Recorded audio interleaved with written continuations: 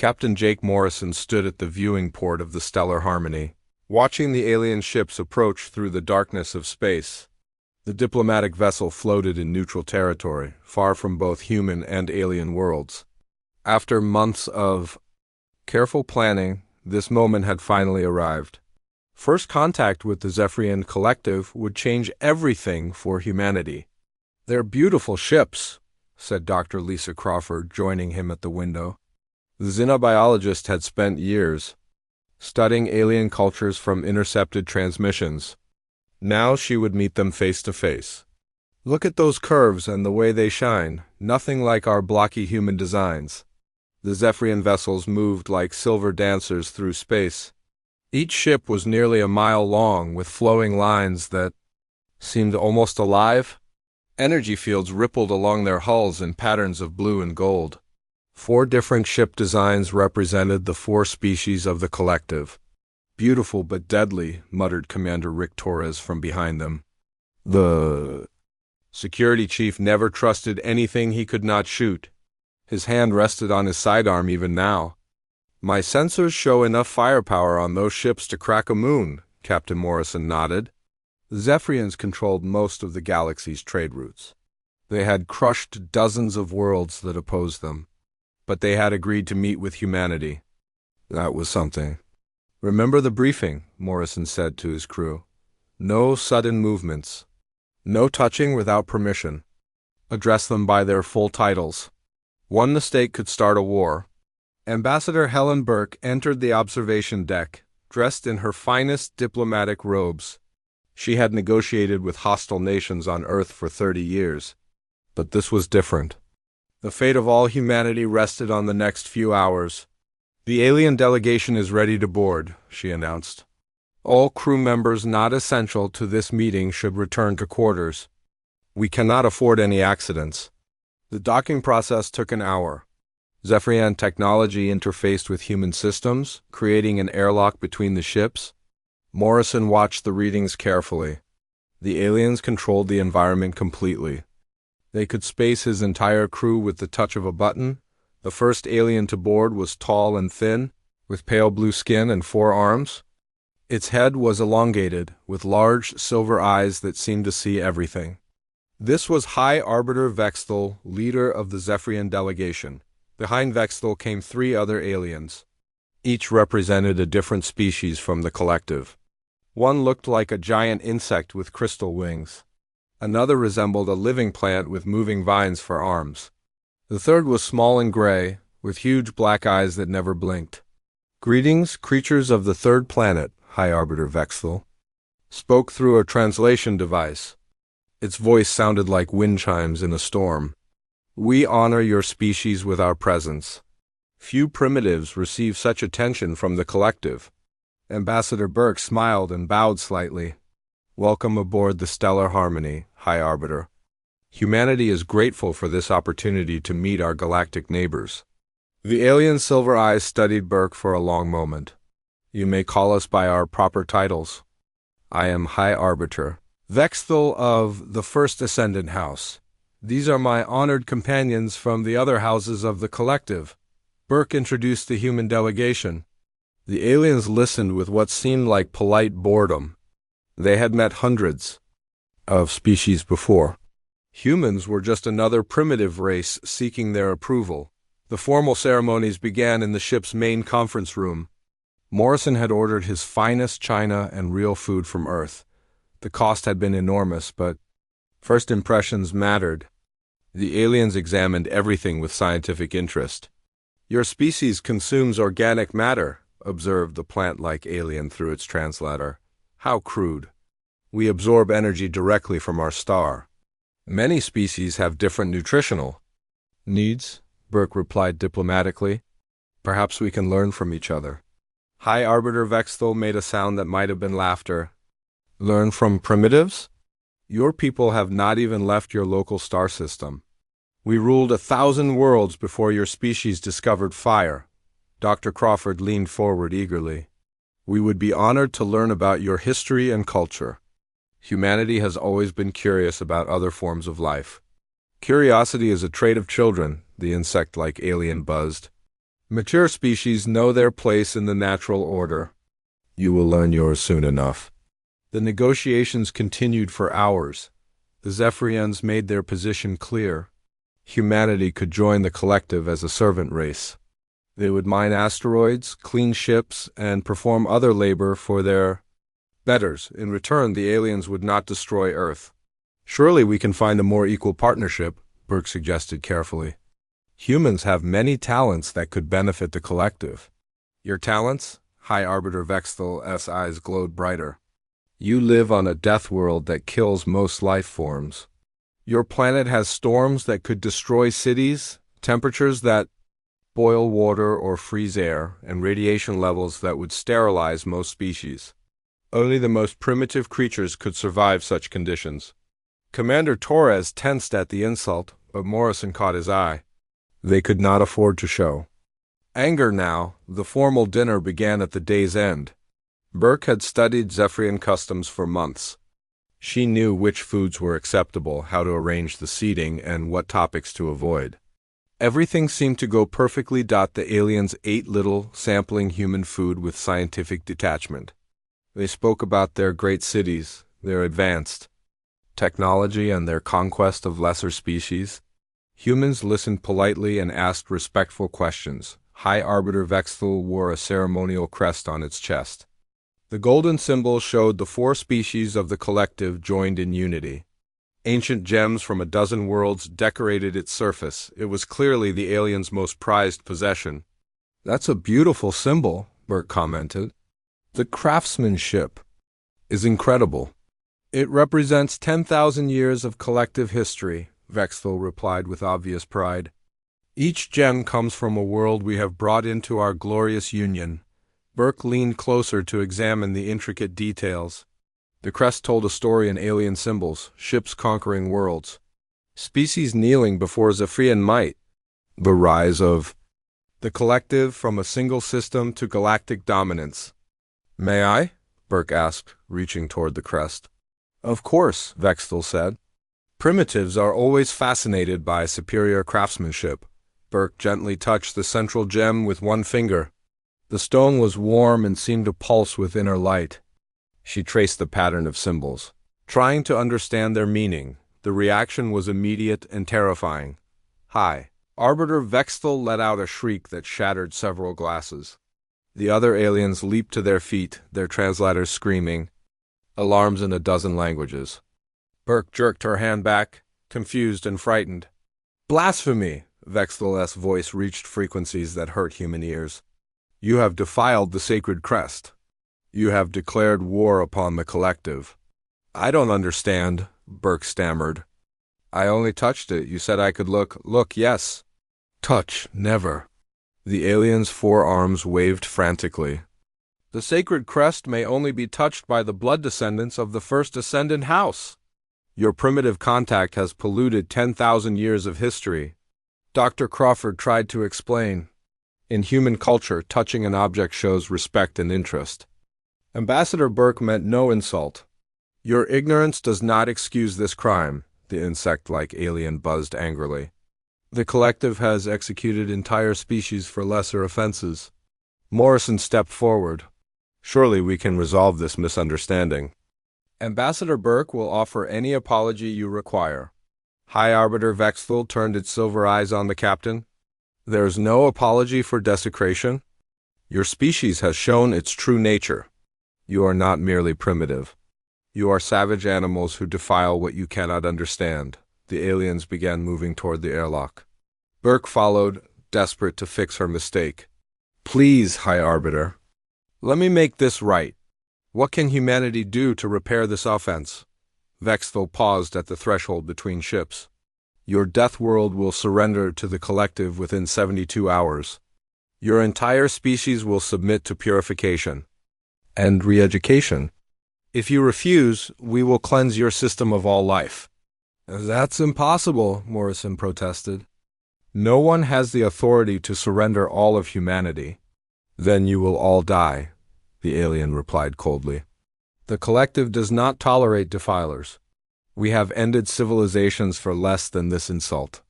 The airlock sealed behind the departing Aliens. Within minutes, the Zephyrian ships had moved to surround the human vessel. Their weapons powered up, painting the stellar harmony with targeting beams. Morrison rushed to the bridge and opened a channel to Earth. "Command, this is Captain." "Morrison, diplomatic mission has failed catastrophically. The Zephyrians consider us to be in a state of war. They demand Earth's surrender in 72 hours. The response from Earth was immediate. Message received, Captain. Return home at best speed. Earth will prepare for war."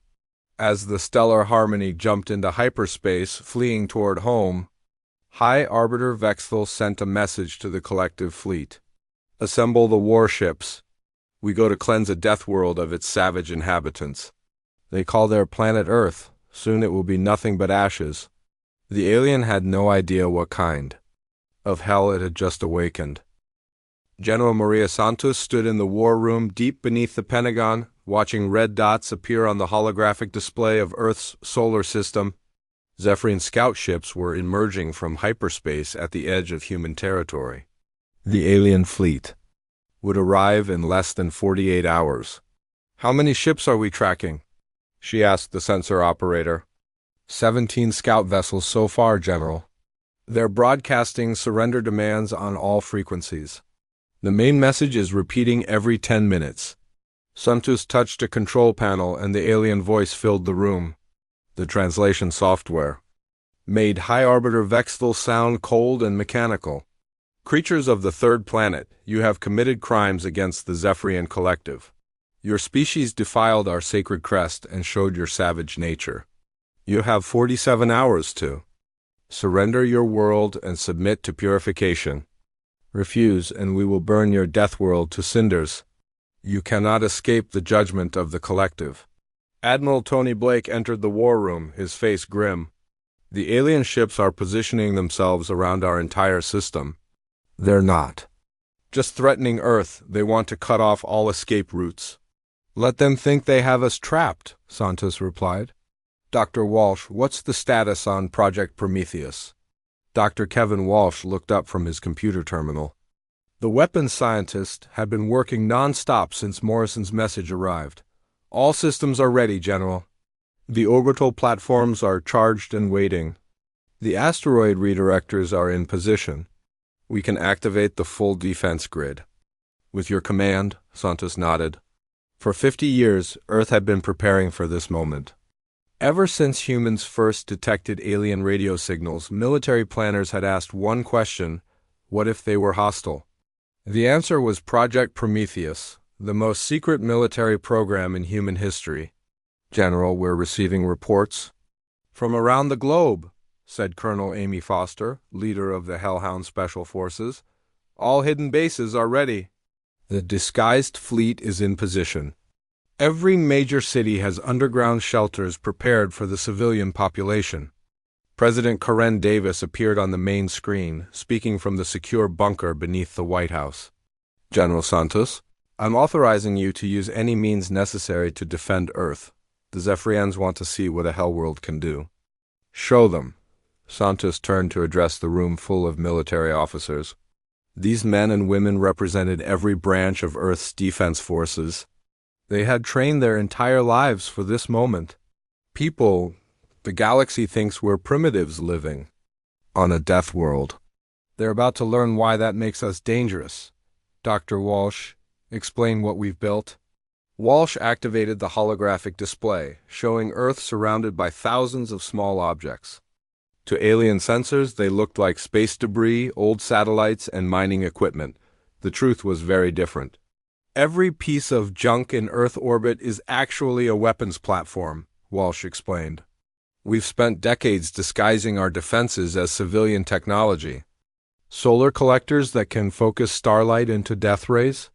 Communication satellites that are actually particle beam cannons. Mining platforms that can launch asteroids at near-light speed." Admiral Blake pointed to the outer solar system. "Our space fleet isn't one big navy. It's hundreds of small ships disguised as cargo haulers, research vessels, and mining operations. The aliens think they're surrounding a primitive world with no defenses. They're actually entering the most heavily armed star system in the galaxy. Colonel Foster smiled grimly. My hellhounds have been training in every environment Earth can offer. Zero-gravity combat in orbit, underwater fighting in our deepest oceans, survival training in deserts, Arctic ice, and volcanic wastelands. We've learned to fight where other species cannot even survive. General Santos looked around the room. The Zephyrians call Earth a death world because of our extreme weather, radiation levels, and hostile environment. They're right, but they don't understand what that means. We didn't just survive on this planet, we mastered it. Every storm, every earthquake, every natural disaster taught us how to turn destruction into a weapon. The display showed Earth's weather control systems. Massive atmospheric processors hidden in mountain ranges could create hurricanes, tornadoes, and electromagnetic storms. Deep ocean platforms could trigger tsunamis and tidal waves. Geothermal plants could channel volcanic energy into directed explosions. The aliens expect to find frightened primitives begging for mercy, Santos continued. Instead, they'll find apex predators defending their territory. We've had 100,000 years to perfect the art of survival. Now we're going to show them what evolution on a Hellworld really means. Dr. Walsh highlighted the most secret. Weapons. Project Prometheus isn't just about conventional firepower. We've learned to weaponize physics itself. Gravity well generators that can crush starships. Temporal distortion fields that slow enemy reactions. Quantum disruption beams that tear apart matter at the atomic level. How did we develop such advanced technology? Asked a young officer. Necessity, Admiral Blake replied. When your planet tries to kill you every day, you learn to think creatively. Our ancestors survived ice ages, asteroid impacts, and volcanic winters. Each generation had to build better tools or die. The same drive that got us off this rock made us the most innovative species in the galaxy. Colonel Foster activated another display showing training footage of Hellhound soldiers. The enhanced humans moved through environments that would kill most alien species. They fought underwater without breathing equipment, survived in hard vacuum for minutes at a time, and operated in radiation levels that would cook normal life forms. We've been modifying ourselves for combat as long as we've been modifying our weapons, Foster explained. Genetic enhancements, cybernetic implants, powered armor systems. My soldiers can fight effectively in any environment the galaxy can offer. General Santos received a priority message from the Lunar Observation Post. General, we're detecting massive hyperspace signatures incoming. The main Zephyrian fleet is arriving ahead of schedule. How many ships? Santos asked. 300. Confirmed contacts, General. They're forming attack formations around Earth. The lead vessel is broadcasting another surrender demand. Santos smiled coldly. Put me on all frequencies.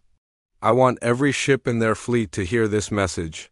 The communication officer nodded. Your live, General. Attention, Zephyrian Collective. This is General Maria Santos, Supreme Commander of Earth Defense Forces. You have entered human territory with hostile intent. You have threatened our world and our people. You call us primitives from a death world. You're right about one thing. Earth is a hell world. But you don't understand what that means. We didn't just survive on this planet, we conquered it. Every storm, every disaster, every challenge made us stronger. You're about to learn why evolution on a death world produces the most dangerous predators in the galaxy. Withdraw now, or face the consequences. High Arbiter Vexthal S. reply came immediately. Savage creatures, your threats amuse us.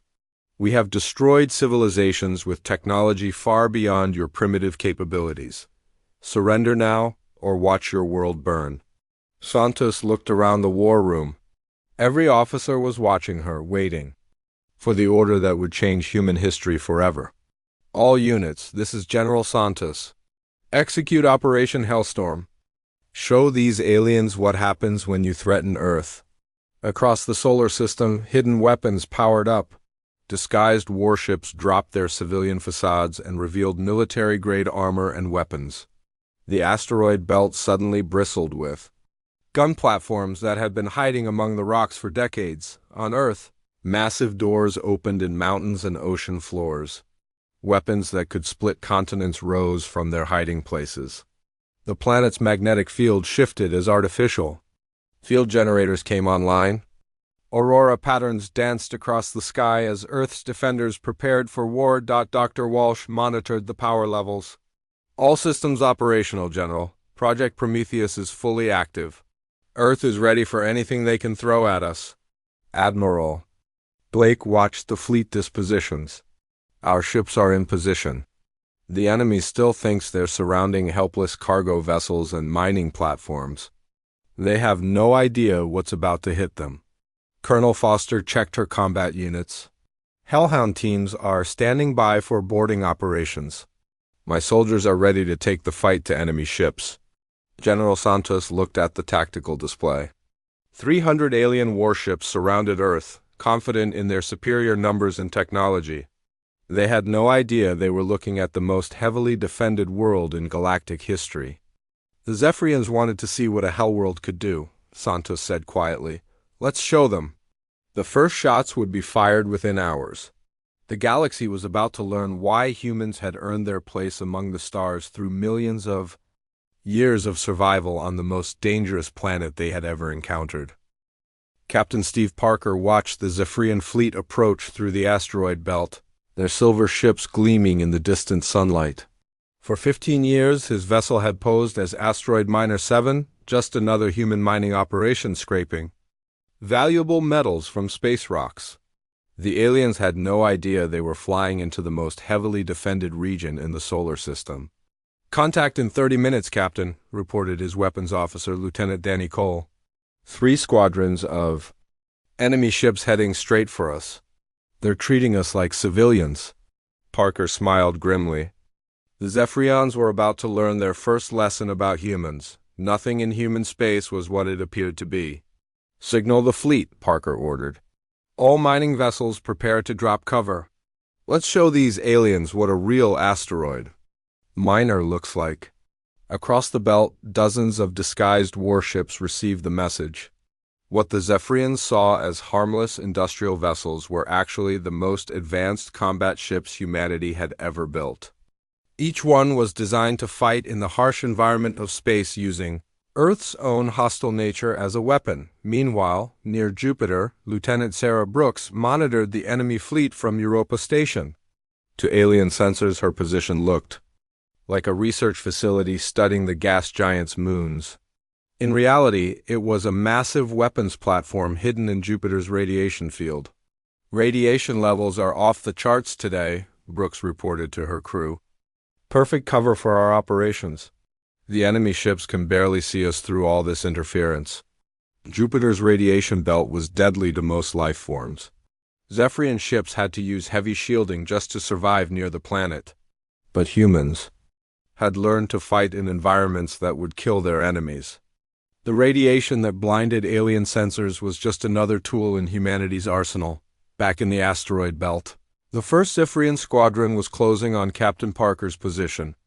The alien commander opened a communication channel, his voice arrogant and dismissive. Primitive mining vessel, you are ordered to surrender immediately. Prepare to be boarded and your crew processed for slave labor. Resistance will result in immediate destruction. Parker looked around his bridge. His crew had trained for this moment their entire careers. Each one was a veteran of countless simulations and war games. They knew exactly what to do. This is Captain Parker of the Earth defense ship Ragnarok, he replied using his vessel's real name for the first time in 15 years. I have a counteroffer. Surrender your ships, and we might let some of you live. The alien commanders. Laughter echoed through the speakers. Foolish primitive, your mining ship has no weapons. We will take your vessel intact and use your crew as examples of human stupidity. Mining ship? Parker grinned. I think there's been a misunderstanding. He activated the transformation sequence. Hidden panels opened across the hull of Asteroid Miner 7. Weapon systems that had been disguised as mining equipment rotated into firing position. The ship's real armor emerged from beneath fake industrial plating. Within seconds, a harmless mining vessel had become a heavy battlecruiser. What is this sorcery? The alien commander screamed. Welcome to human space.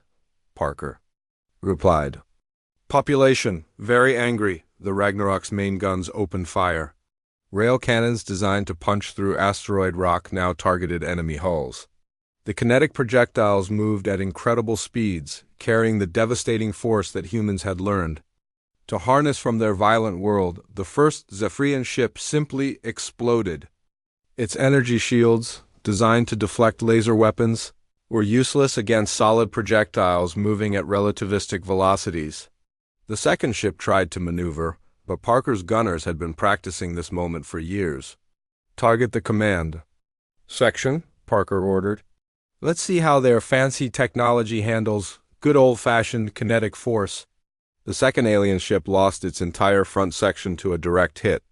The third managed to return fire, but its plasma beams scattered harmlessly against the Ragnarok's defensive fields. Human shield technology was designed to handle the cosmic radiation and particle storms of deep space. Alien energy weapons were barely more dangerous than a solar flare. Across the asteroid belt, the same scene played out dozens of times. Mining. Vessels transformed into warships. Cargo haulers revealed missile batteries. Research stations opened fire with weapons that could crack moons. The Zephyrians found themselves surrounded by enemies they had never detected. Lieutenant Brooks coordinated the Jupiter group's attack. Her station's massive particle accelerators used the gas giant's own magnetic field to create devastating beam weapons. The radiation that made Jupiter so dangerous to alien ships was channeled into focused death rays. Fire solution locked on enemy formation Delta, Brooks reported. Initiating Jupiter strike protocol. The beam that lanced out from Europa Station carried the concentrated fury of a gas giant's radiation belt. It punched through 3 Zephyrian ships in a row, their hulls vaporizing under forces they had never encountered. The aliens tried to retreat, but the radiation storm made their sensors useless. On the edge of the belt, Major Chris Anderson led the first boarding operation in human history. His Hellhound unit used specially designed assault pods to breach the hull of a damaged Zephyrian flagship. The aliens watched in horror as humans survived in hard vacuum long enough to cut through their ship's armor. Impossible, gasped the alien captain as Anderson's team stormed the bridge. No species can survive exposure to space without protection. Anderson's powered armor was more than protection. It was a life support system designed for the harshest environments in the galaxy. His weapons were built to function in absolute zero, high radiation, and crushing gravity. The Hellhounds were evolution's answer to a universe trying to kill them. We're from Earth, Anderson replied, his voice distorted by the suit's speakers. Vacuum doesn't scare us. Neither do you? The alien bridge crew tried to resist, but their weapons were designed for ship-to-ship combat. The Hellhounds moved through the toxic atmosphere of the alien ship as easily as walking through a park. Their training on Earth's hostile surface had prepared them for anything the galaxy could offer. Dr. Nina Rodriguez coordinated the overall battle from her command ship hidden in the outer asteroid belt. Her tactical computer tracked every engagement, analyzing alien weaknesses and human advantages. Enemy formations are breaking up, she reported to Admiral Blake. Their casualties are approaching 70%.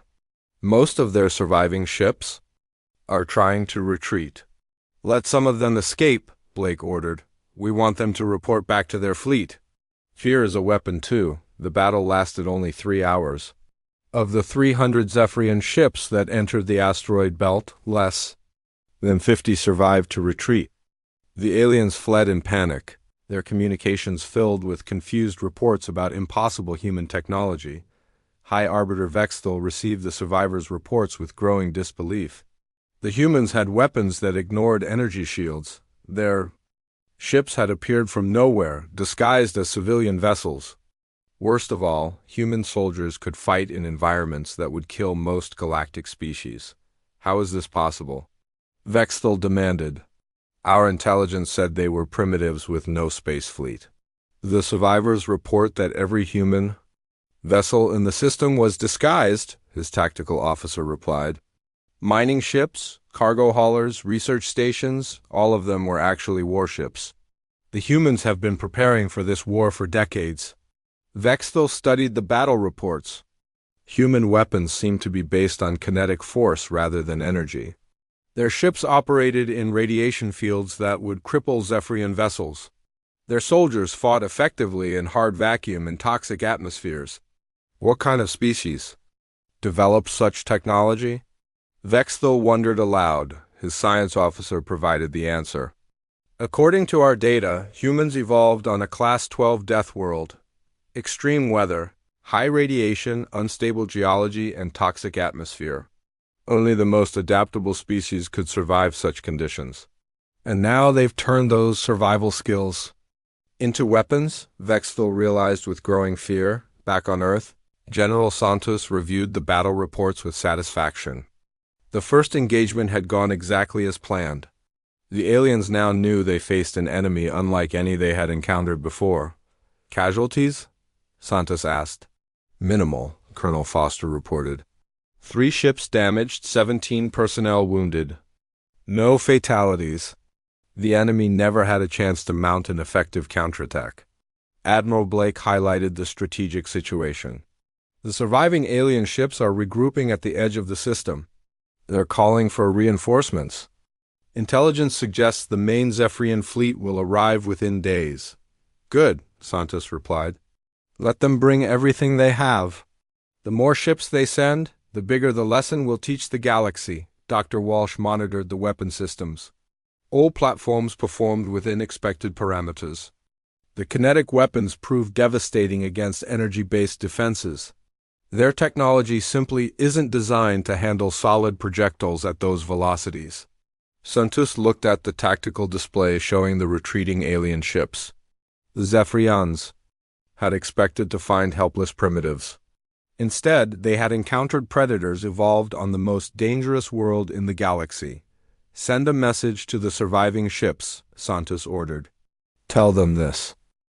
Captain Dale Murphy guided his stealth ship Night Stalker through the void between star systems, following the energy trail left by fleeing Zephyrian vessels.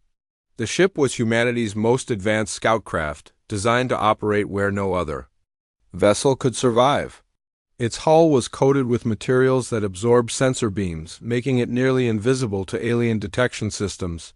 Energy signatures are getting stronger, Captain, reported Navigation Officer Kelly Smith. The alien ships passed through this region 6 hours ago. They're heading toward the Kepler system. Murphy studied the star charts. The Kepler system contained 3 Zephyrian colony worlds and a major fleet base. If the aliens were regrouping there, Earth needed to know their plans. Take us deeper into their territory, Murphy ordered. I want to see what kind of reinforcements they're calling up. Meanwhile, back on Earth, Dr. Rebecca Lane worked frantically in her laboratory, analyzing captured Zephyrian technology. The alien equipment taken from destroyed ships was providing valuable insights into their weaknesses. The biological data is fascinating, she told her research team. The Zephyrian collective isn't as united as they pretend. Each species has completely different environmental needs and biological weaknesses. Her computer screen showed detailed scans of alien physiology. The tall blue Zephyrians couldn't survive in high-oxygen environments. The insect-like species required specific temperature ranges. The plant beings needed particular radiation wavelengths to function. If we can exploit these differences, we might be able to turn the collective against itself. Lane concluded, light years away. Commander Jack Ryan led a strike force of 12 human ships towards Zephyrian supply lines. His mission was simple: make the aliens understand that nowhere in their territory was safe from human retaliation. Target is a supply convoy heading to their main fleet base, Ryan briefed his captains. 6 cargo ships with light escort. We hit them fast and leave a message. The human ships approached the convoy through the corona of a red giant star. The intense radiation and magnetic fields would have destroyed most vessels, but human technology was designed to operate in Earth's hostile environment. Solar storms and cosmic radiation were just another day at the office. Contact in 10 minutes, reported Captain Lisa Brown from the escort destroyer Tempest. Enemy ships are maintaining standard formation. They have no idea we're here. Ryan smiled. The Zephyrians were about to learn that humans could strike anywhere, anytime. Their vast empire meant nothing if they couldn't protect their own supply lines. Back in the Kepler system, Captain Murphy's stealth ship observed a massive gathering of alien forces. Hundreds of warships from across the collective were assembling for a second assault on Earth. Count is now approaching 3,000 ships, Captain, Kelly Smith reported with awe. They're pulling vessels from every sector of their empire. Murphy recorded everything through passive sensors. The alien fleet was impressive, but he noticed something interesting. The different species kept their ships in separate formations. There was no real coordination between the four races of the collective. Intelligence Officer Johnson was right, Murphy realized. These species don't trust each other. They're allies of convenience, not true partners. The captain activated a tight beam transmission to Earth. Command, this is Night Stalker. Enemy is assembling massive fleet for second assault. Estimate 3,000 ships total. However, fleet appears divided along species lines. Recommend exploiting internal divisions. On Earth, Intelligence Officer Carla Johnson received Murphy's report with interest. She had been analyzing intercepted Zephyrian communications for weeks, looking for weaknesses in their alliance. The translation computers are picking up increasing arguments between different species, she reported to General Santos. Two of the four races are questioning whether this war is worth the cost. They're losing ships faster than they can replace them. Santos studied the intelligence reports. What are they arguing about? Resources mainly, Johnson replied. The insect species controls most of the collective's manufacturing. The plant beings manage food production. Both are complaining that the war is disrupting their operations. They want to cut their losses and negotiate. Meanwhile, Commander Ryan's strike force attacked the supply convoy in the Red Giant's Corona. The alien escorts never saw them coming. Human ships emerged from the solar storm like ghosts, their weapons already locked on target. All ships, open fire, Ryan commanded. The convoy disappeared in a series of explosions. Kinetic rounds tore through alien hulls while the escorts struggled to return fire through the radiation storm. Within minutes, the entire convoy was destroyed. Ryan left behind a message probe programmed to broadcast on Zephyrian frequencies. This is Commander Ryan of the Earth Defense Forces. Your supply lines are not safe. Your bases are not safe. Withdraw from human space or face the consequences. The probe also carried Dr. Lane's biological weapons designed to target specific alien species. The microscopic organisms would spread through Zephyrian air systems, causing sickness but not death. The message was clear: humans could strike at the aliens in ways they never imagined. Back on the Night Stalker, Captain Murphy continued monitoring the alien fleet assembly. His sensors detected something troubling. The Zephyrians were loading planet-killer weapons onto their largest ships. Captain, I'm reading massive energy signatures from the fleet flagship, Kelly Smith reported. Those weapons could sterilize an entire world. Murphy's face went pale. The aliens weren't just planning to defeat Earth. They intended to destroy all life on the planet. Get me a direct channel to Admiral Blake, Murphy ordered. Priority Alpha. The enemy is planning to glass Earth. On Earth, the news of the planet-killer weapons sent shockwaves through the command structure. Admiral Blake convened an emergency meeting of all senior officers. The aliens have escalated beyond conventional warfare, Blake announced. They're bringing weapons that can destroy our entire biosphere. We need to respond accordingly. Dr. Walsh presented his most secret project.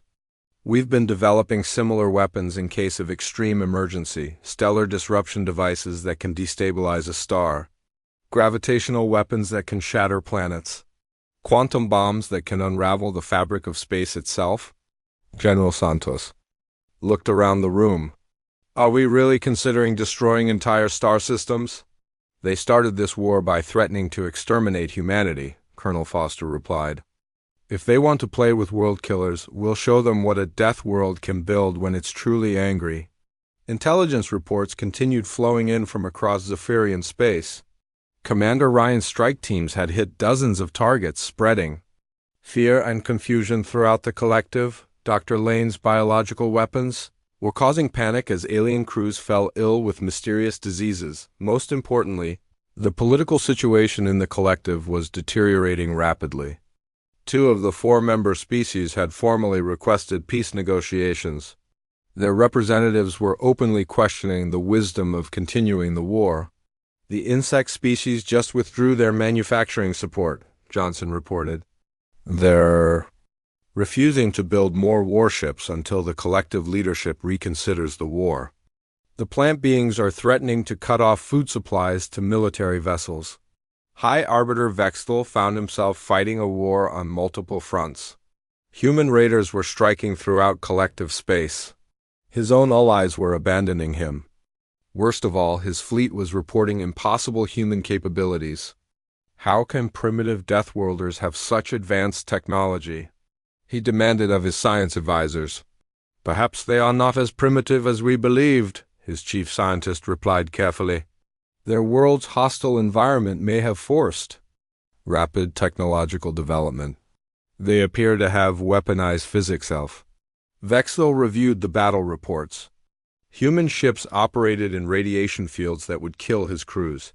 Their weapons ignored energy shields and armor.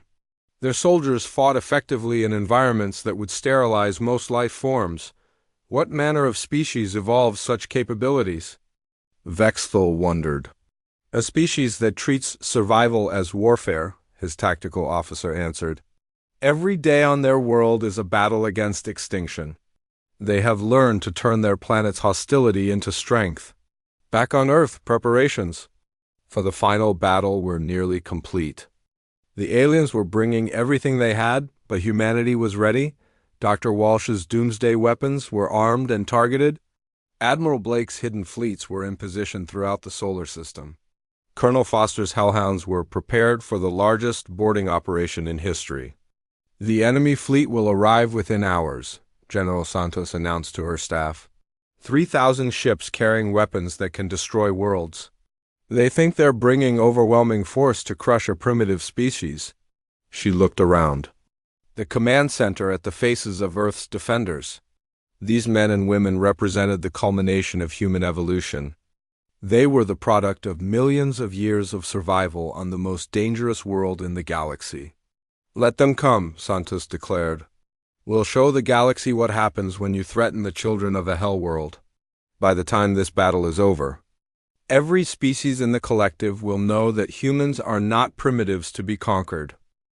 Admiral Susan Wright stood on the command deck of Earth's primary orbital station, watching 3,000 alien ships emerge from hyperspace around her world.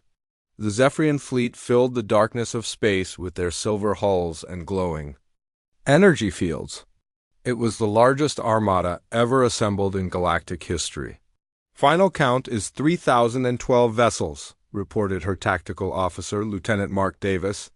They're forming attack formations around the entire planet. No escape routes left open, Wright smiled coldly. The aliens still thought they were trapping helpless prey. They had no idea they were entering the most heavily defended star system in the galaxy. Signal all hidden platforms, Wright ordered. Drop stealth protocols. Let them see what they're really facing. Across Earth's orbital space, thousands of objects suddenly became visible to alien sensors. What had appeared to be space debris, old satellites, and industrial equipment revealed their true nature. Weapons platforms the size of skyscrapers powered up their generators. Solar collectors redirected their energy into massive beam cannons. Mining asteroids opened to reveal missile batteries and railgun systems. High Arbiter Vexful watched the transformation from his flagship with growing horror. His sensors showed defensive installations everywhere. The primitive world was surrounded by enough firepower to level continents. Impossible, he whispered. How did they hide such massive installations? His science officer studied the readings with trembling hands. High Arbiter, these platforms have been here for decades. They were disguised as civilian infrastructure. The humans have been preparing for this war since before we made first contact. On Earth's surface, General Robert Lee coordinated ground defenses from his mountain command center. Massive doors were opening across the planet as weapons emerged from underground bunkers. Artillery systems that could launch projectiles into orbit. Atmospheric processors that could create deadly storms on command. Shield generators that could protect entire continents. All planetary defense systems are online, Lee reported to Admiral Wright. If any enemy ships reach the surface, we're ready for them. Deep in the Pacific Ocean, Dr. Alex Turner operated humanity's most terrible weapon. From an underwater facility, the quantum disruption array could tear apart the fabric of space itself. It was Earth's final answer to any species that threatened human extinction. Quantum destabilizers are charged and ready, Turner reported grimly. Target locks established. On enemy fleet concentrations, we can begin reality breakdown on your command. President Karen Davis watched the battle preparations from her secure bunker. As leader of Earth's unified government, the final decision rested with her. 3,000 alien ships carried enough firepower to sterilize the planet. But humanity was ready to fight back with weapons that could unravel the universe itself. Admiral Wright, you have full authorization to defend Earth by any means necessary, Davis announced. Show the galaxy what happens when you threaten humanity. High Arbiter Vexthal opened communications with the human defenders. His voice carried across all frequencies, filled with arrogant confidence despite what his sensors were showing him. Creatures of the Death World, you have built impressive defenses for primitives. But you face the combined might of the Zephyrian Collective.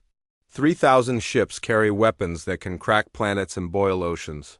Surrender now, and we will grant your species a quick extinction. Admiral Wright replied with calm determination. Hi, Arbiter Vexthal. This is Admiral Susan Wright of the Earth Defense Forces. You entered our system with hostile intent. You threatened our world and our people.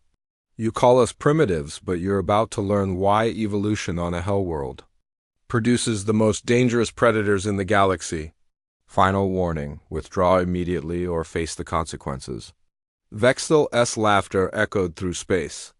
Your threats are meaningless, savage. We have conquered 1,000 worlds. Your primitive weapons cannot stand against collective technology. Then let's find out, Wright replied. The battle began when the first Zephyrian squadron moved toward Earth's moon. They planned to establish a base there for the final assault on the planet. Instead, they flew into the most sophisticated trap in human history. The moon itself was a weapon. Hidden installations across its surface fired simultaneously. Rail. Guns launched projectiles at near-light speed. Particle beam arrays focused the energy of Earth's magnetosphere into devastating attacks. Gravity well generators created artificial black holes that swallowed enemy ships whole. Impossible! Vexthal screamed as he watched an entire squadron disappear into twisted space. How can primitives manipulate gravity itself? Dr. Turner provided the answer through an open communication channel. We learned to survive on a world that's constantly trying to kill us. Every earthquake taught us about tectonic forces. Every storm showed us how to harness electromagnetic energy. Every meteor impact demonstrated kinetic physics. We didn't just survive on our Hellworld, we mastered it. The Zephyrian fleet tried to respond with their planet-killer weapons. Massive energy beams lanced toward Earth's surface, carrying enough power to boil away oceans. But the attacks struck invisible barriers that surrounded the planet.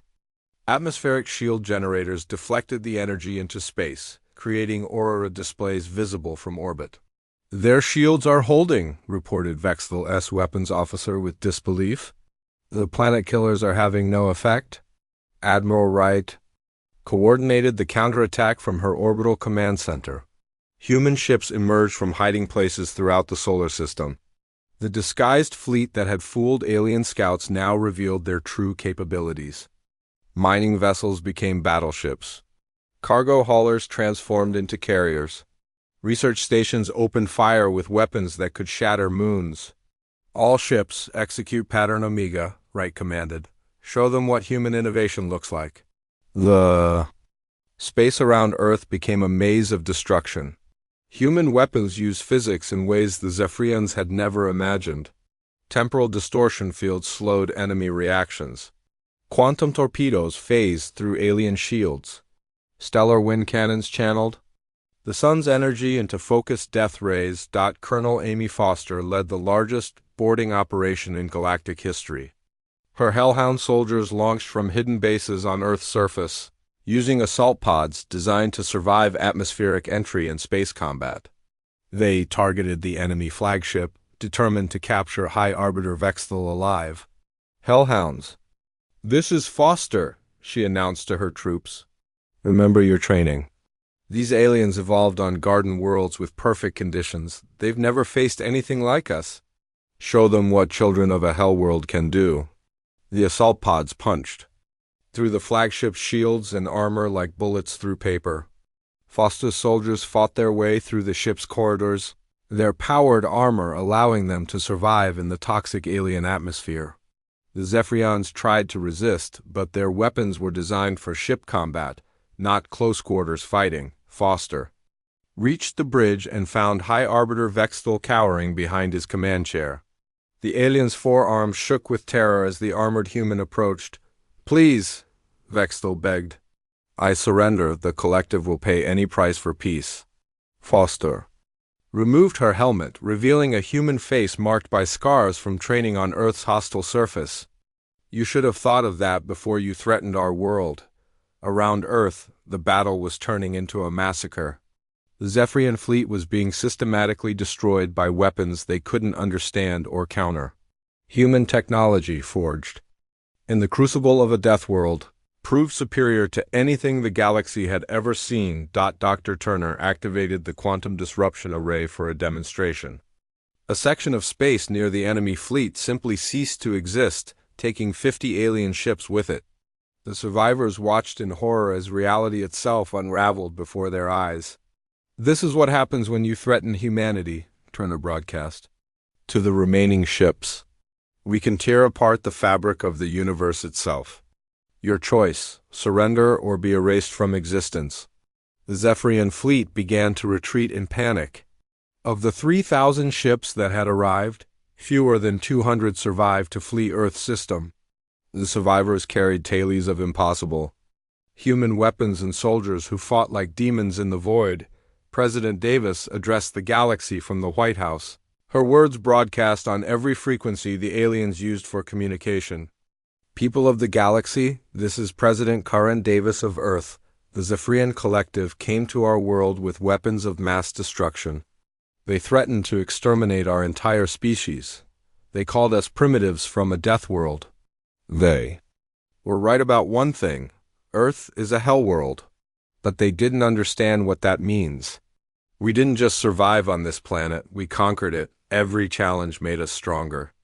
Every disaster taught us new ways to fight. You've seen what happens when you threaten the children of a hell world. Earth wants peace with all species, but any government that threatens humanity will face our full wrath. We are apex predators evolved on the most dangerous planet in the galaxy. Remember that."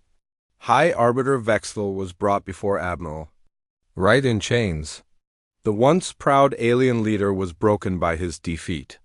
His collective was dissolving as member species abandoned the alliance to seek individual peace with humanity.